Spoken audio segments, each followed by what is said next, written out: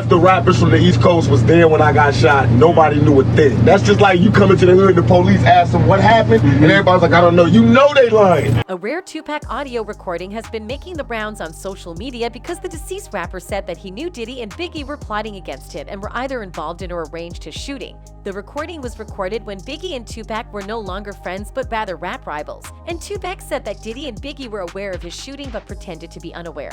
While there were several minor squabbles between Tupac and Biggie, the first major fallout occurred when they were slated to collaborate on a project for another rapper, Lil Sean, and Tupac was shot. Tupac proceeded to Times Square's Quad Recording Studios and was about to go upstairs to where Biggie and Combs were when he was mugged. Tupac was gunned down in the foyer and shot 5 times, but he escaped unharmed. Tupac suspected Biggie had something to do with it, despite the fact that they did make it upstairs to meet them immediately after the incident. He may have been true in his assertion that Biggie knew about the assault because a close friend of Big claimed to have seen Pac and informed Big that Pac was in the studio.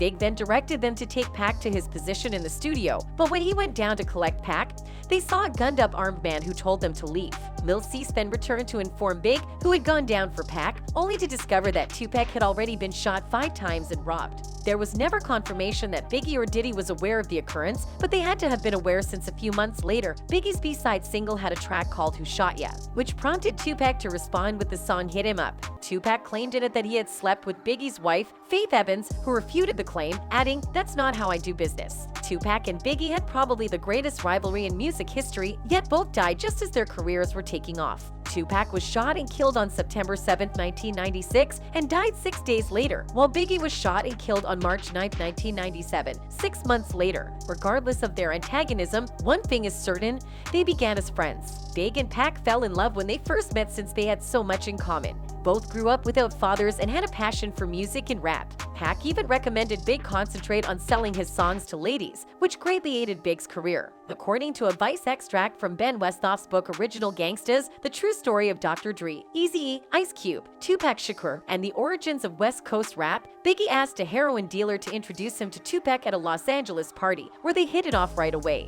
Pac enters into the kitchen and starts cooking for us. An intern named Dan Smalls, who worked with Biggie, recounted the meeting. He's in the kitchen cooking some steaks, so we went in and he had steaks, french fries, bread, and Kool-Aid, and we just sat there eating, drinking, and laughing. Where that's Big and Pac's friendship began. The two rappers, as well as their friend groups, had mutual respect. Tupac's pals felt Biggie was a great rapper, and Biggie thought Pac was a talented buddy and artist. According to some reports, Tupac even offered Biggie a Hennessy bottle as a gift. They grew so close that when Biggie was in California, he would crash on Tupac's couch, and when Tupac was in New York, he would always stop by Biggie's neighborhood. They were, in essence, just like any other pair of pals. Their combined talent's potential greatness was also clear when they freestyled together at the 1993 Budweiser Superfest at New York City's Madison Square Garden. Biggie frequently looked to Tupac for business guidance and even asked him to handle his career.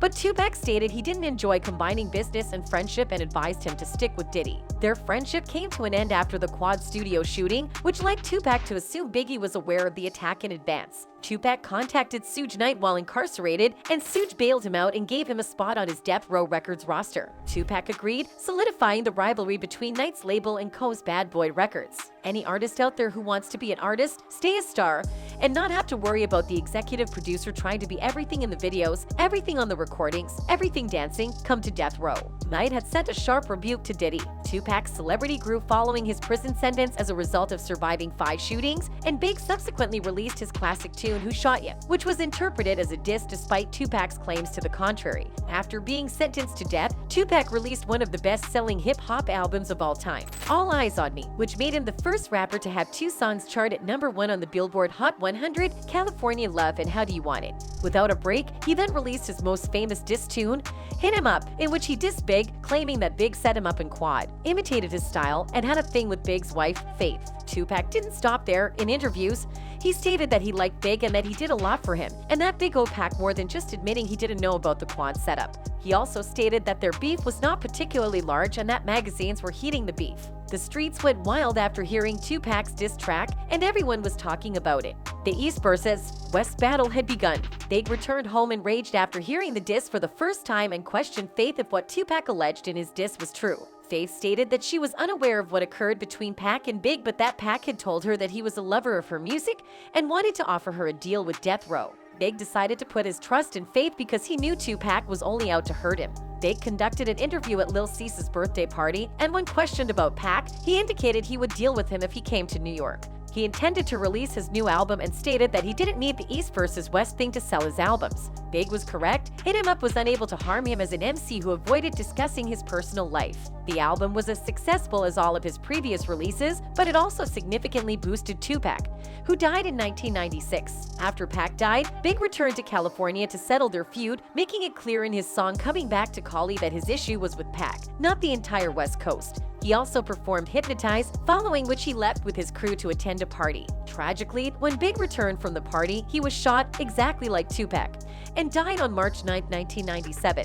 While Tupac's murder was never solved, others suspected that Diddy hushed him in order to make Biggie the bigger rapper. In the recently released documentary Murder Rap, former LAPD detective Greg Carding stated that Diddy paid a Crips gang member to assassinate Tupac during the height of the feud between Bad Boy Entertainment and Death Row Records. Puff Daddy kept silent on the matter until the Breakfast Club host Charlamagne Tha God challenged him to address claims that he put a hit on Tupac. "We don't talk about nonsense, and we don't even entertain nonsense," my brother Diddy remarked. So, with all due respect, we're not going there. As a journalist, I appreciate your inquiry. Thank you very much. The radio show presenter and his co-hosts Angela Yee and DJ Envy praised Diddy's candor and cool demeanor in the face of the controversy. Diddy claims he's evolved a lot throughout his career and has made a conscious effort to keep his cool as he's progressed in the industry. Regardless of their feud, Biggie and Tupac were both successful rappers. They were two of the most skilled hip-hop artists on the scene at the time, and they were both committed to revealing the truth about life on the streets, social injustice, and the racial divide. The main distinction between Tupac Shakur and Biggie Smalls is that they represented opposite coasts. I hope they were able to reconnect wherever they went. According to a Twitter user, it's going on 30 years, and Tupac and Biggie still hold a high impact in hip-hop. They ain't even make it to 30. Barely over 25. Another said, "I've always wondered who killed John Bennett. Tupac and Biggie just always blew my mind that such high-profile crimes couldn't be solved." Nonetheless, remember that this video is based on speculations and personal opinions and should not be considered accurate. That concludes this video. Bye!